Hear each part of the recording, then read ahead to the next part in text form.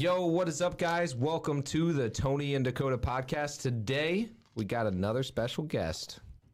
This is David Sussman. He is a realtor. He owns Leo's Listings, LLC, right? That's it.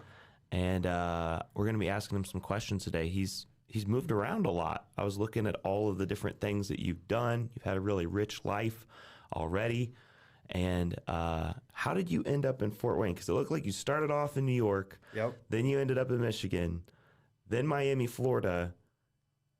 All the way to Fort Wayne, Indiana. Why did you settle for a place that's so cold? All righty. So I was born and raised. Well, actually, I was born in Michigan, but I grew up in upstate New York, basically. Went to culinary school. So I was in the restaurant business for 15 years before I got into real estate.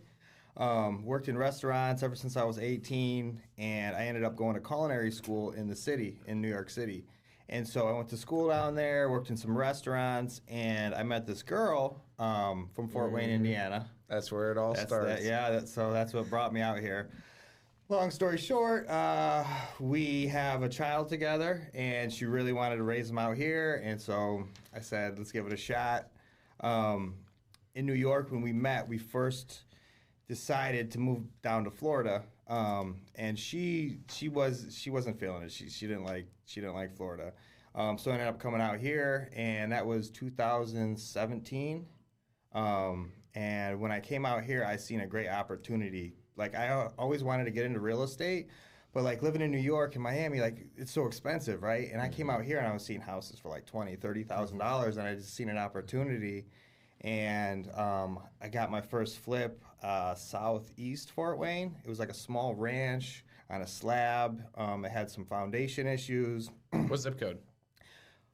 What is that? 06 or 03? I think it was 03. Okay. Off like South said Calhoun. southeast. Yeah. Yeah. Oh, Calhoun? Off South Calhoun. Okay. Morningside or something like that. That's either 06 or 07 probably on Calhoun. Yeah. Nice. Yeah.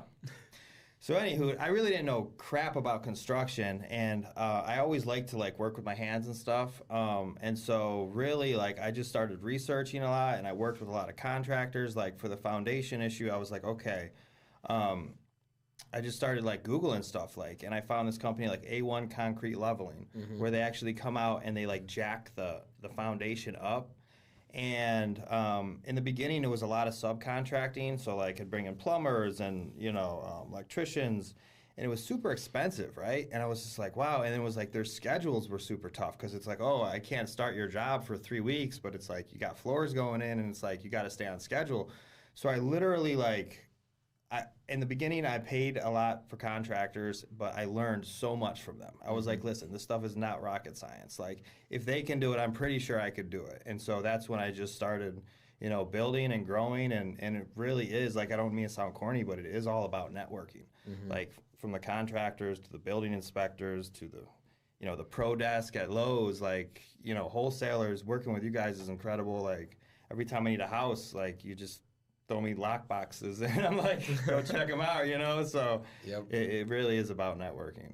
I like it. So do you have your license, your real estate license? No, so I'm not really a realtor. I work with a realtor. So back in 2017, when I first moved out here, a big influence in getting involved in real estate was I linked up with this girl called Reagan Stackhouse. She works with Keller Williams, and she was just starting, and I was just starting. She was like, listen, I think it's a great market. And your goals, I think, are super achievable out here. And we both, I would buy. She would do the buyer side and the seller side for me, and we built that loyalty. And probably we've done like 40 deals at this point. Wow. Yeah. So that's crazy. She brings so much value to the table. Like, what she can get me for the properties is just like she takes it to a different level. Wow. She stages it. She's grown so much in her career, and having her in my network has been huge. That's awesome. Yeah, we need to get her on the podcast. I know we tried to get her on the podcast once, had some scheduling issues, but yeah, we need to get her on and hear awesome. her strategies. Yeah, and how she does she's that. incredible. I really think she's like one of the top realtors in this town. I think she is. I really love, like, her I think numbers, she like, is. don't Yeah, lie. I think her numbers actually do say that. What about your contractor's license? Do you have that? Yes, so I'm a licensed general contractor. I got that about 2 years ago. And what pushed me to get that was we were running in so many problems with the building department and obtaining permits. And, you know, so I was like, again, I just was like,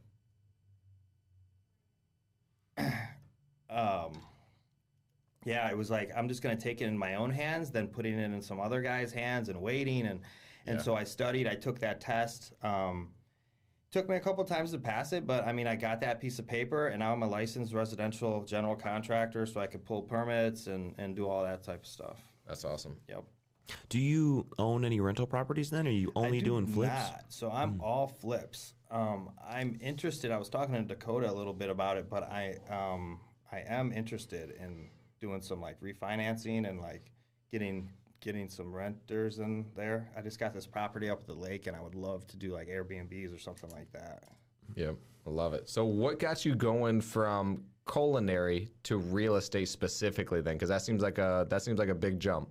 Yeah. So, I mean, like I said, I was always interested in it. I used to love to watch those shows. I still do love to watch those shows, like Flip or Flop. And you know what I mean? I'm like, wow, like this is incredible. Like even when they do bad, they still do good. You know, that's TV. Yeah, it is TV. Totally.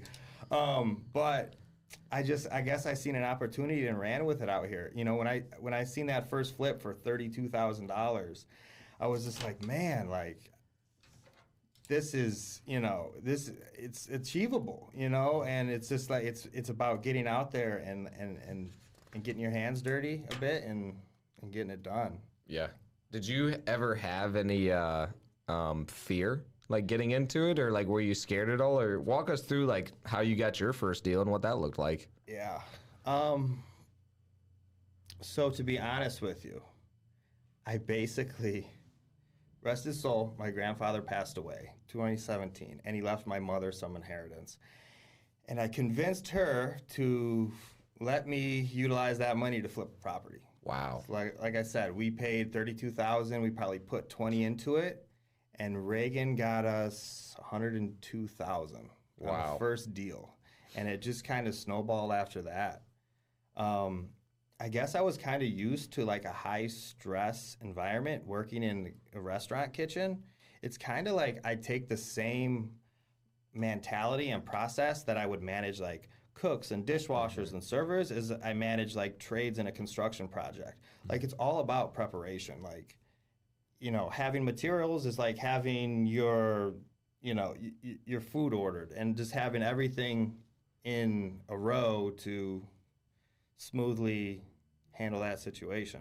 Yeah, are their numbers a lot bigger with real estate than like with food or anything, or is it like not that much different? Yeah, a lot more. So that was like a salary job, and I was working crazy hours. Like I would work, you know, sometimes 2 weeks in a row, 13-hour days. You work till 2 in the morning. So I was always kind of used, especially in New York City, it was like you work just like crazy hours. Yeah. And it's like I still work crazy hours, but it's a little more rewarding. And I honestly feel like I don't work a day in my life because I love what I do. Yeah. And the payoff's bigger. And the payoff, sometimes. Yeah. Are you still active as a contractor then? So you still work actively on all your deals? Yeah, I get my hands dirty. So, you know, I have about 4 people that work for me, like Monday through Friday, like 40 hours a week. Mm-hmm. And those are my guys that, you know, will tackle anything. Flooring, plumbing, framing, tile work, painting, a lot of that stuff. So I utilize my own guys to do a lot of that work. But I'm the one that gets it started. I'm the one that gets the plans together, gets the materials. Okay, let's do it like this. So basically coordinating it. Gotcha. You said that sometimes it doesn't pay off. And then, you know, you talk about in the TV shows, whenever it doesn't go bad, it actually isn't that bad. Talk about like one that did go bad for you. What happened? What'd you learn from it? And then, like, did you lose money on it, or did it all end up good like the TV shows? It was like a break even, but it was 6 months of work to break even. That's basically a loss for me. So, like, 100%. I had a lot of momentum on that first deal. Like I said, we did great on that first flip, and then I bought this other flip. And just from the get-go, like, I I paid too much for it, and then I put too much into it, and it just took too much time. And after it was all said and done, it sat on the market for months. We adjusted pricing, and then like I said, after everything is said and done, it was like I got my money out of it. But 6 months of work in one flip at the time is a lot. So I mean, that was an L. Yeah. You're funny. You tell a story like I do. All right, man. I bought it for too much. I put too much into it, and then I broke even. That's the story. Give us the details on. Yeah, give us some more details on how you found that. Like, what do you mean by you put too much into it? Did stuff just keep going wrong that you didn't see up front? Like, tell us how this whole thing played out. You put marble countertops in like a rough house. We did granite. All right, so this was this was the thing. I thought that this property needed central air, and it had no ductwork. It was a 2-story house. I was like, listen, I want to get 150 grand out of this house. It needs central air. So it had that old like electric ceiling heat. Are you guys familiar with that? Yeah. And that was like the only source of heating. So we got with... It's fine. I got with Summers Heating and Cooling. You spent $15,000 on an HVAC system. More than that. You just nailed it. Yeah, it was about, the original bid was like 15, but we ended up putting like 17 or 18 in it. How many years ago was that? That was like 5 years ago. Oh, yeah. See, it was 15 5 years ago. It's 22 now. Yeah. And it was just like, it was a ton of cutting, and then we had to build all these crazy bulkheads, and it made layouts weird. It was like when you walked in the door, you almost hit your head on a bulkhead, and I was just like, oh, man. And then you got to redo all the drywall afterwards. Yeah, a lot of drywall work. Luckily, I got with some painters and some drywall guys that like were fantastic and helped out a lot there. In the beginning, I was like painting a lot of cabinets and like trying to save money by doing stuff like that. And that's what we did at that house. Just a big learning curve. And then, we pulled some permits for the HVAC. So the inspectors were in there, and you know how that gets. Oh, gosh. But we didn't get in any trouble. We were good. But yeah, I guess where I learned a lot on that deal was I paid too much for the property itself. How much did you pay for it? I paid $100. Okay. Maybe $102. I think we sold it for $145, and I put all of that into it. Have you been thinking about investing in real estate? It's not like what you see on HGTV. We created a course to show you how to really invest and create a profitable flipping and wholesaling business. We show you where to find the money, how to find the deals, and how to negotiate the deals. We go over live sales calls, including negotiations, scripts, role-playing, and so much more. Everything that you need to know to flip houses is in this course. And if there's a video that we didn't make that you want, we'll make it for you. This knowledge has made us well over $1 million, and it's available right now for $997. Click the link below. Buy the course. Yeah. That makes sense too, because like usually ARV wise, if we were going to buy something like that, we're usually halvesies. So we usually buy it for 75. Yeah. And so even with all the work that you were saying, doing the work yourself even, you would have been at 50 all in, and then you still would have made 25 minus realtor fees, minus taxes, minus a handful of other things. For us, that's like a break even deal having other people do the work. Exactly. Yeah. Exactly. So why did you buy that deal? Was it like fear of missing out? Like what made you do this? Because I want to walk through the emotions of like why people like buy deals like that. Well, okay. So I think I got a pretty good feel for when I walk in a property and it's like, do I like this space? Do I feel this space? Like, do I see the potential in this space? And I really did. Like I walked in this house. It was a split level or 2-story home. Because this was 5 years ago, so this could have been like an Arlington Park house. This could have been like up by Dakota, like a Leo house. 150 would buy you a lot 5 years ago. Yeah. And even Reagan, she was like, David, I don't want to see you pay $100 for this house. But I was like, no, this is the house. This is the house. But it was at Maple Crest, like northeast Fort Wayne, which I think is a great area. Yeah, like I feel like it's like the heart of like suburban Fort Wayne, right? Like old school kind of. Could have been Imperial Gardens or something. Yep. Yeah. So I guess the main question is, would you do it again now, like looking back, like, or have you done that again where you let your, because it sounds to me like you let your emotions kind of play that one, even though other people was like, hey, don't do it, don't do it. The numbers, and that's where like I feel like Tony and I usually do it very well, is we go more emotional the other way. Man, I don't know, the numbers don't make sense. I don't know if we want to even do this one. But like, did you end up doing this again where you got into another property and you're like, dude, I bought this for too much? Or did you learn from that? Be like, all right, I'm going to run the numbers and make sure. Yeah, I was like, I'm going to run the numbers and make sure. Like, Okay. I'm not busting my ass for 6 months to make peanuts. Yep. And so I learned so much, but I needed that. You know, I totally needed that. If I could go back, I would have done the property again, but I wouldn't have spent $17,000 on an HVAC system. Hey, it would have been fine. You know, just I could have sold it for that much less. You know, just okay, maybe I wouldn't need 150 grand at that point. Take it for 130 and save myself the headache and just keep the electric ceiling heat. Yeah, and the main thing that I always let people know too is obviously it's easy to speculate on what other people are doing because like you're out here freaking doing stuff. Yeah. You know what I mean? You're making decisions, you're making a lot of decisions and you're moving stuff, and then obviously every time after it gets done you're like, all right, what could I have done to make money on that? But as long as you learn the lesson and stuff, then it helps you to get to where you're going to freaking be doing so many, and you already are doing multiple in a year now. So yeah, those lessons do help you to learn, because we lost $40,000 on one in the same area in Imperial Gardens.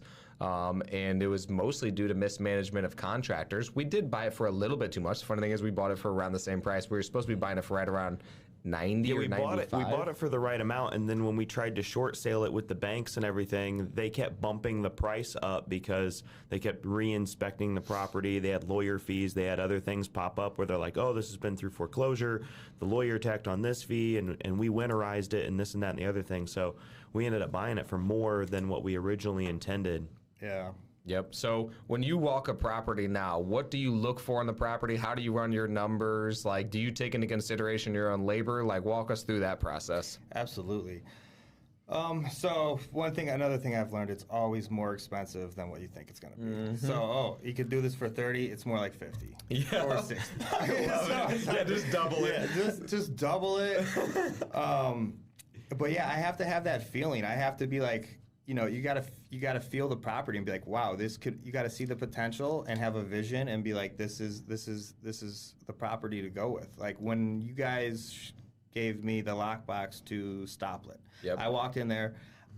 First thing I seen is 10-foot ceilings, open floor plan.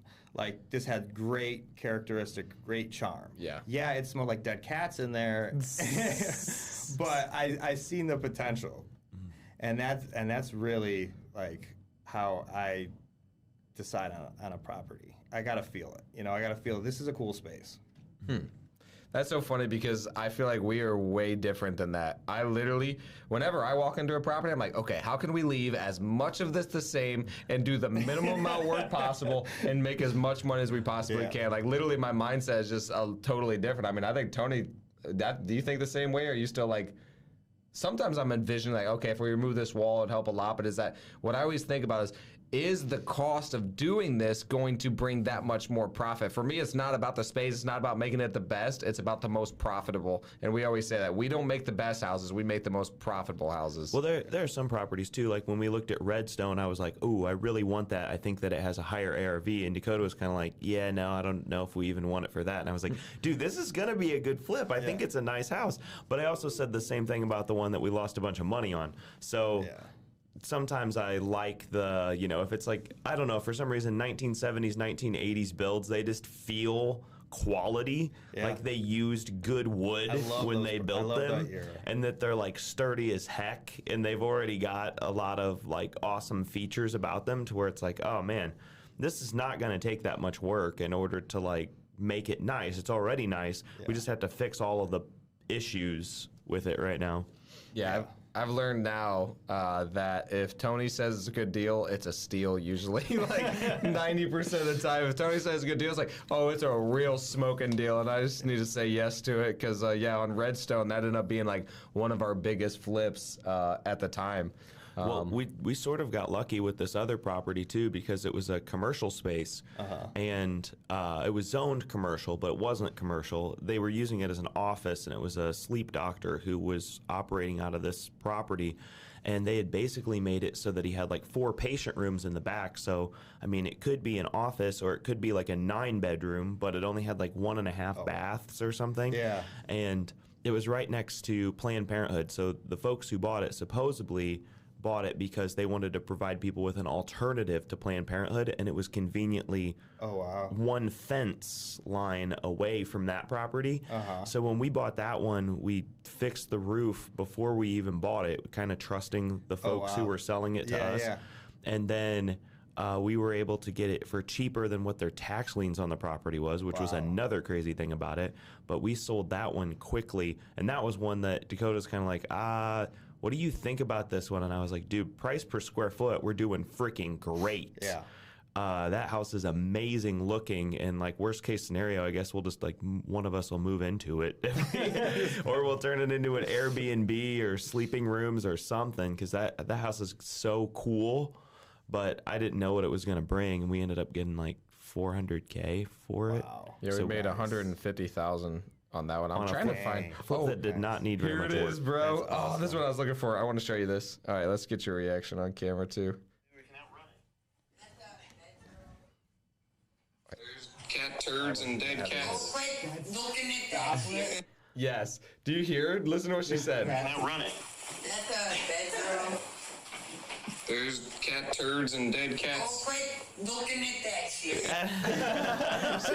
she's like, quit looking at that. Don't look at it. Yeah, she's like, don't look at that. But that's Stofflet, dude. So it's funny when you said dead cats and it smells like that. There's literally were like dead cats and stuff in there. You like told me there's like there's some ozonator in there or something. I was like, I didn't even know what that meant, but all I know is like the windows were open and it was January and it was freezing for like 2 weeks and it still smelled in there. Yeah, yeah. So that ozone machine, that's usually how you get out smells. But dude, if you breathe that in, you'll die. So that's why we had to like, if when I heard you going over there, I'm like, let's open it up because we don't want him dying. Yeah. I was looking up how ozone works. It's like a particle. It's an O3 particle, but one of the oxygens is like very willing to break off if it can find something to bond to. So it literally like bonds to things in the air and then neutralizes the smell. Like it'll kill them. Wow.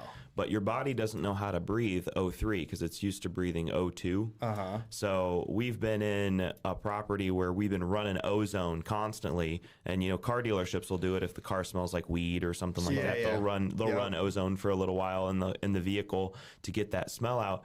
But if you end up in a house that is running ozone, your lungs will start to hurt, and then several minutes later, your chest will hurt. It'll be hard to breathe. You'll be like, dude, I got like some really advanced form of COVID or something. Like you'll be, And it lasts like an hour. You'll be like, you'll have a headache, body aches. You'll feel like absolute garbage. So if you see a machine that's kind of like blasting some stuff and the house kind of smells a little funny and you're not sure what it is, it's probably ozone. Be careful. With ozone. You guys like rented that thing or something? No, we buy them. Bought one? Yeah, they're like $100. Oh, okay. Yeah, they're worth it. Some people have air purifiers. I told this one lady, I was like, hey, just so you know, like your air purifier could be killing you. She was like having lung problems, and I was like, it's probably your air purifier because it had ozone built into the air purifier. She just ran it nonstop at her house, like instead of running it when the air smelled bad. Yeah, not good. But I would definitely recommend one of those, especially to get out that smell. But yeah. Well, I think it's gone now. Hopefully, it's gone now. Good. Yeah, hopefully. Did you seal it up with some like kills, like some oil-based paints I actually, when they had them spray, everything got sprayed white primer, and then like they sprayed the ceilings and they sprayed the floors on the way out. So like the entire thing got like sealed and then painted, new floors, new carpets. So that smell is gone. Good. It almost smells like new construction. That's awesome. Yeah. All right. How many like rehabs did you do last year for you personally, and then how many did you do for other people, just so we get an idea about like what you're doing? Yeah. So last year it was kind of a slow year. Probably like 3 or 4 flips, and I did a couple projects. I teamed up with Jordan Wildman. We flipped the house together. Oh, really? What one? Fairfield. Oh, you guys flipped that? Well, he flipped it to himself because he originally got into it. He's like, I want to flip this duplex. And he's like, you know what? I think I'm going to keep it and refinance it. I think he paid like $100, probably put like $50 into it. And then it appraised for like $215 or something like that. Wow. And he pulled that cash out equity and then rented it out. So kept it in his portfolio. Basically, like I said, flipped it to himself, pulled that equity out, and then.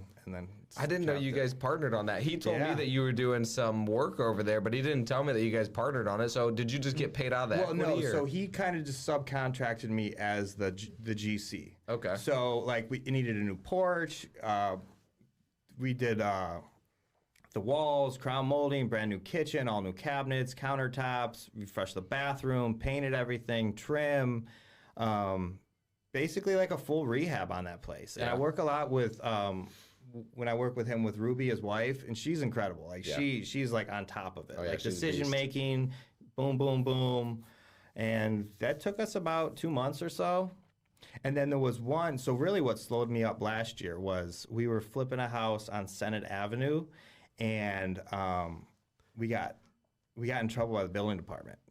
We needed more. They came in. We pulled a permit for like a gas line, and then the inspector came in there, and he like seen a bunch of other work, and he's like, "Okay, you need all these other contractors." So that slowed me down a bit. Oh, yeah. But we ended up selling that house. Did great on it. I think we sold it for like $187.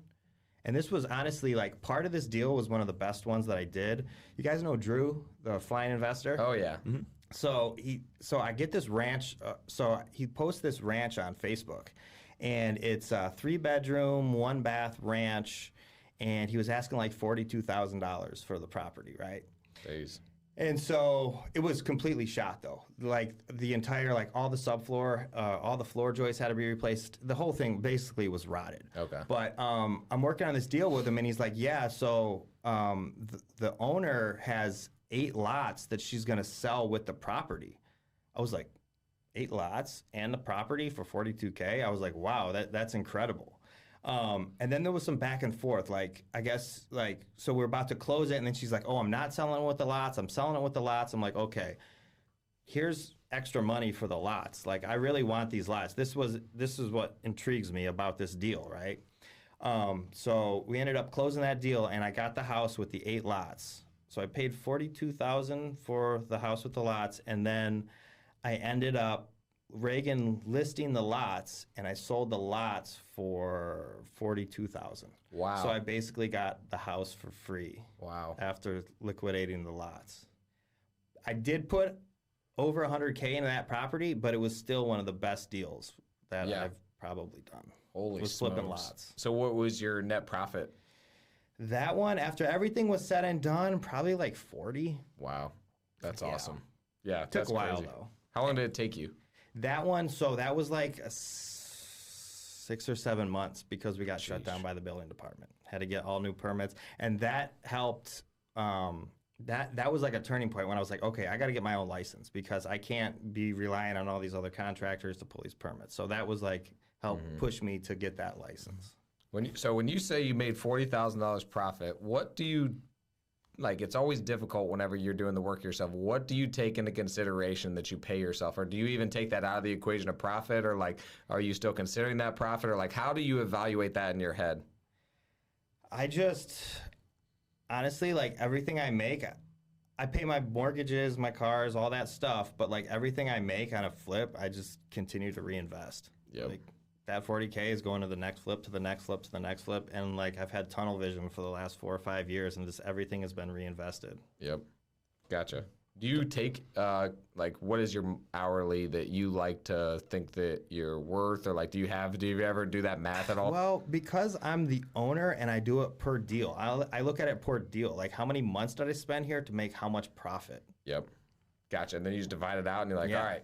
Like my workers, you know, they're an hourly rate, and I pay them a good hourly rate. So they kind of know what they're at. You know, every Friday is payday, where I might not get paid for 4 months. So it's like I have to budget, you know, accordingly, and I have multiple flips going on at once. So everything's super crucial. Yeah. Like every material, every hour, every day, it's like I have to see that progress. You know what I mean? If I'm paying them $1,000 a day, I got to see $1,500 to $2,000 of work that day to justify everything. Are you letting deals fall through the cracks because you don't have good systems in place? We've been there before, and honestly, we've tried several different CRMs, and RE Simply has been the absolute best. RE Simply tracks your KPIs, does automatic follow-ups for you, and even records incoming phone calls. The system is very easy to use, and honestly, it has more features than we even know what to do with. If you're looking for a great CRM, try RE Simply today. Click the link in the description below. Check it out now. Yep, we do the same thing, except for like we're not paying hourly. So when you were back in the restaurant business, there's some a customer service aspect to it, right? Yep. Where like people can kind of treat you like garbage, and you're supposed to like smile and like be like, oh yeah, Customers are always I've only been working 12 hours. I'll go back there and like make your eggs a little bit different than how I just did.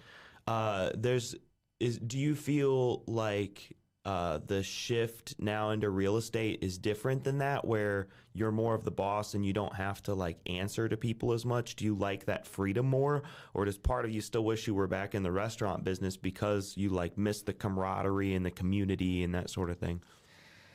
Not really. Like I kind of take that and utilize it, like I said, in the business.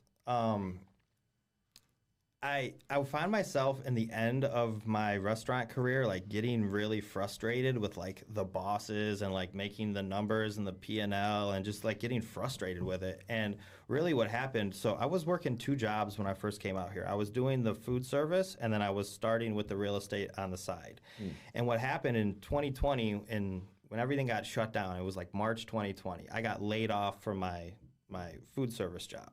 And that's when I was like, okay, now is like my opportunity to go in this thing like full time, full swing. And I never really went back after that. Like, and we also didn't know how like the market was going to be with all that shutdown stuff. And it was just ironic that we were listing a house. We had like an open house that day, like that everything got shut down. And it was like, we didn't know, me and Reagan were like, what the heck? We don't know what's going to happen. And like that house sold for like 10,000 more than like asking price. We're like, holy crap, this is great for real estate. Like, you know, and then just everything got so crazy. But yeah, like, I guess I don't miss working for the man. Like, and you know, that whole structure, I was just getting frustrated with it at the end. But again, I still try to apply those same morals of running a business as I did in the restaurant business as I do the real estate business.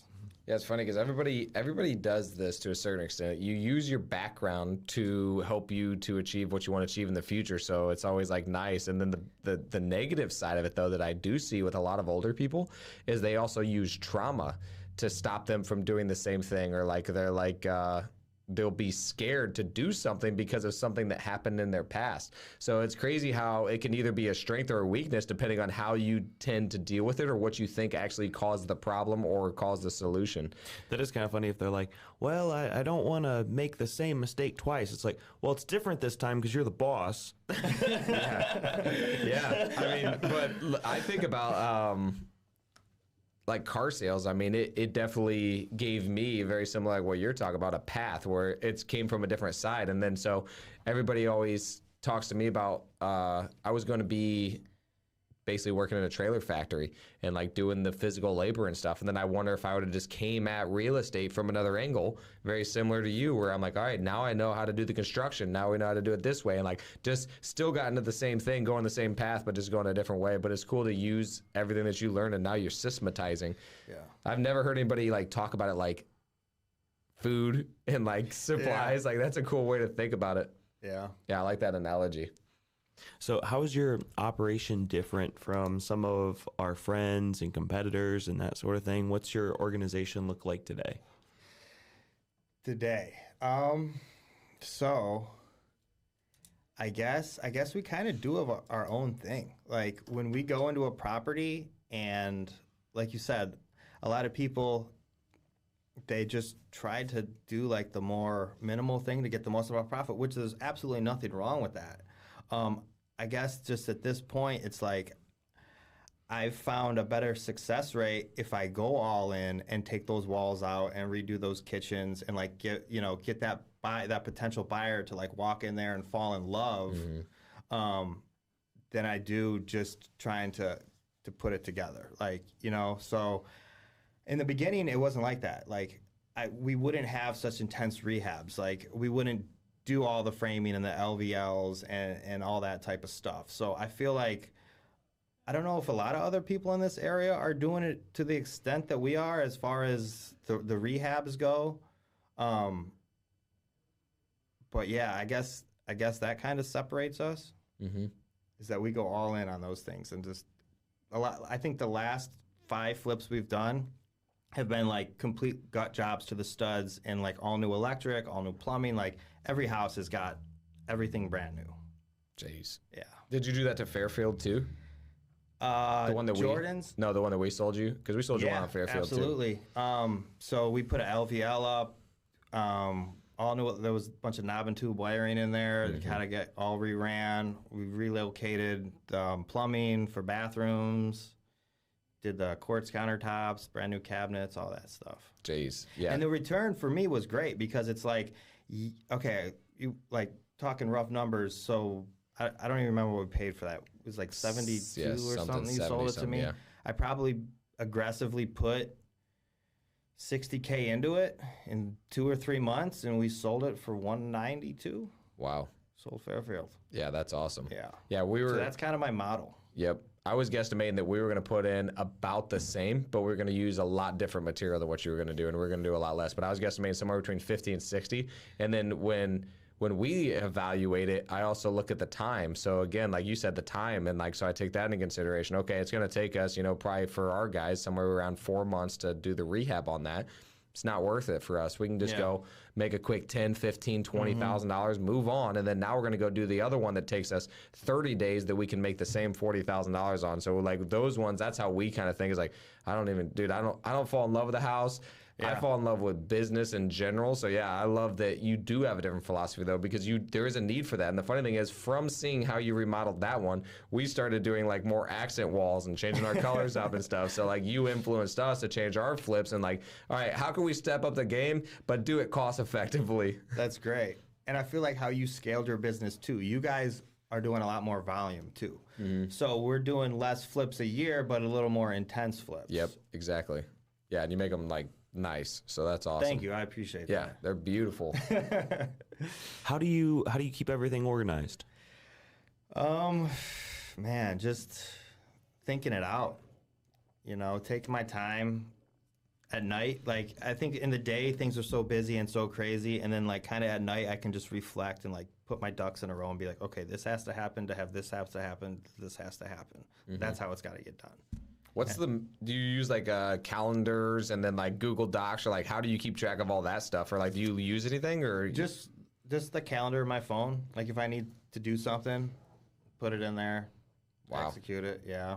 That's crazy. I feel like you're the kind of person that just like does a whole lot at once and then just like knocks out like 90% of it. Like you have to, otherwise there's no way you can keep it all straight. You talk about like getting all the materials and stuff.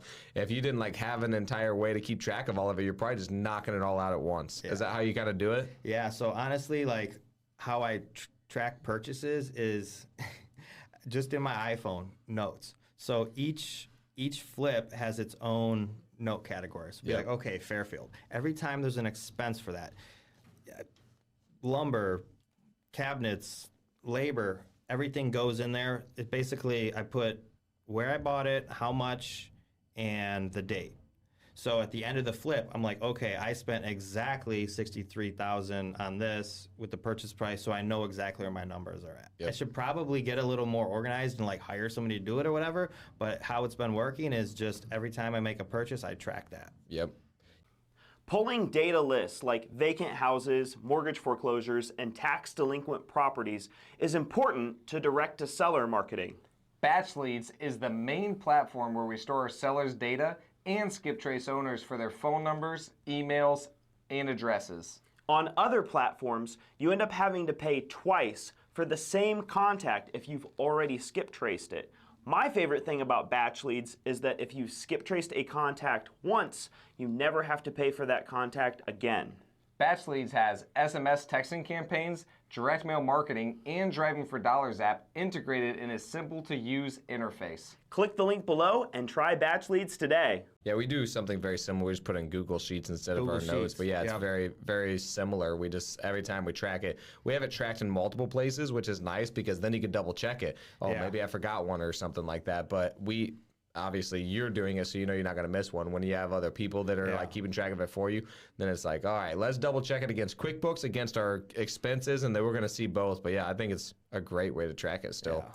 Like Dave Sussman, the only contractor to only make one trip per job to the Yeah, right. Maybe like one trip a day. Yeah, to the Home Depot. Yeah, dude, that's the worst part of it. So I did my house, and dude, how many times I had to go to the freaking my place, God. especially when you're doing plumbing. Yeah. You do like one fitting and, you know, throws it off. You're like, all I need is this one little L, and then you have the L going the wrong way, and And you're then like, you're trying to tell the people, and they're like, "Oh yeah, no, that should work." And then you're like, "I don't think so." And Yeah. you get back there, and you're like, "Gosh dang it, I was right." yeah. Then you get the you're looking at one size on one part, then it's a different size on the other, and I'm like, dude, I'm about to freak out. You know, it's a By bad your day fifth time. when you go to the Home Depot 3 times in one day. Yeah.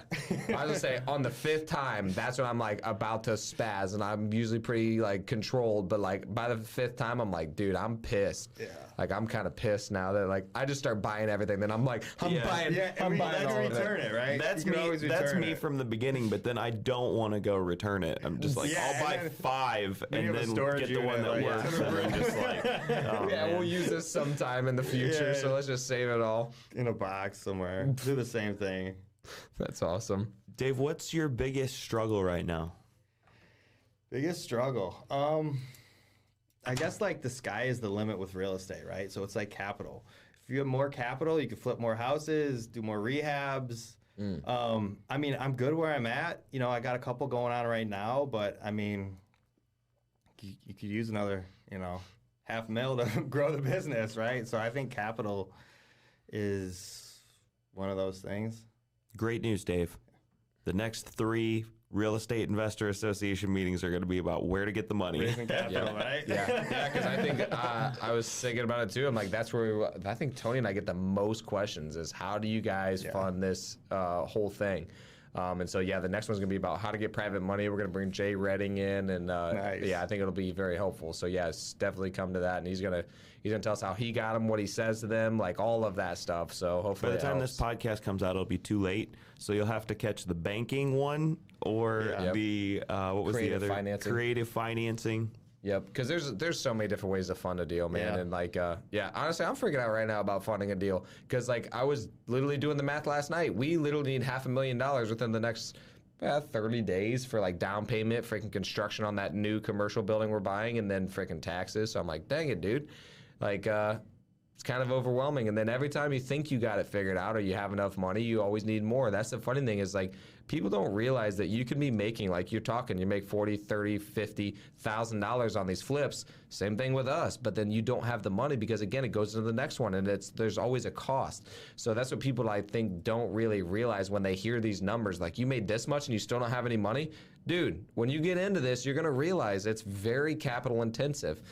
So yeah, having a good private money lender, and honestly, you almost need like 500,000. You think it's a lot? You need unlimited. Like seriously, you need unlimited That's what I'm money. saying. That's because if you can get unlimited money, then you can make more money as long as you keep your same mindset and like know that the money doesn't solve your problems, just a tool to use to make more money. Exactly. 100% accurate. Yeah. You couldn't say it any better. Like I said, same thing. Everything's reinvested. Like you make $40,000 on a flip, but hey, you might have a $60,000 a week in construction and purchase prices. So it's like as quick as it comes, as quick as it goes out. But you got to look at the big picture, 100%. long term on it. Yeah, and so just so everybody knows, they're like, okay, if that's the case, when do you make money? When you stop. You retire. Yes, that's sell when the you. properties off and get a place in Florida. I don't know. Yep. You know, like, Yeah, when you stop flipping, that's when you make the money. But until then, it just goes on the next one, and the next one, and the next one, and the next one. So you can make profit and not have any money. Yeah, it was kind of funny. Like maybe a year and a half ago, Ryan Pineda was like, "Yeah, you guys are doing real estate where like you have to, you know, it's so capital intensive and that sort of thing. You guys should have like a business." We were like, "Wait, this is Future Flipper. You know, this is Wealthy Investor.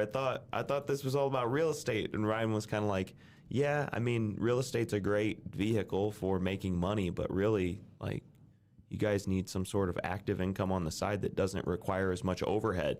Yeah. And like planning and scheduling monies out because that's why you guys are feeling broke. Yep. What do you like more? Do you like being a contractor more, or do you like flipping a house more? Or do you think they're the same thing for you? I like being an investor, but I also like to build and get my hands dirty. Yeah, I guess If you could only pick one. if I could pick one, man, I guess investor. Okay. Yeah. How come? I like the orchestrating of everything, coordinating. I like, making money on the deals and buying and finding properties, selling properties. That's super exciting stuff. Designing the houses too. Like I like to design them. That's fun for me. That's awesome. We're coming up on time just because we started this podcast a little bit late, so we're cutting Dave a little bit short on this one. But we have a final question we asked. Sure. Have you heard the final question before? I don't know. All right, you didn't watch the podcast that long. You didn't get to the very end of ours. So this is a legacy message. So it's Dave Sussman's final message to the world. You're on your deathbed. You're 100 years old. You're about ready to die. And there's a message that you're going to give to the world. It could be like a billboard in Times Square. It could be a sentence or a paragraph or a quote. It doesn't have to be your original idea, but something that really resonates with you, that you're like, yeah, that's my mark that I want to leave on the world. Some piece of advice or a message you feel the world needs to hear. It's your legacy message. And What is it? and that's it. Live every day like it's your last because it's not guaranteed. So should I go spend all the money then? Enjoy it because, you just never know. You could get hit by a bus, get cancer, die, and it's like, if you didn't have the best day that you could that day, then, that's it. You gotta every day just enjoy it while we can on this earth, I feel like. Yeah. I like it. It's always hard to do that, I feel like. Being present, especially when you're future focused, you know what I mean? Whenever the next deal's in the flip, you got to close this one, then you got to do this one. It's like, dude, it's hard to be like, all right, I'm here. Let's just be happy to be here. Yeah. That's tough. Do you struggle with that? Yes and no. Like, I'm very thankful. Like, I say this. I was very blessed in this life, right? I feel like my next life, I'm going to come back as like a fly on a cow's ass in India because I was so blessed in this one. You really believe that? I really believe that. I'm gonna be fucked at my next one. So. I like it. So are there any... how can people get a hold of you? Instagram, we got Leo's Listings, at Leo's Listings, or Facebook, David Sussman. Anyone wants to, construction projects or, investing, flipping houses in this area, just reach out to me, send me a message. I like I'm it. available. Except for don't take them from us because we need them. And then how can our listeners... any final thoughts you want to share with our listeners? Just keep learning, as much as you can, other people's experiences, and get out there and, try to get your hands dirty and just get involved if this is something you want to be a part of, because it's growing and there's a ton of opportunity for everyone out there. I like it. Cool. Well, thank you again for coming on, man. Thank you guys. It's been a pleasure. Yeah, that was awesome. And thank you guys for watching. We'll see you on the next one. Peace.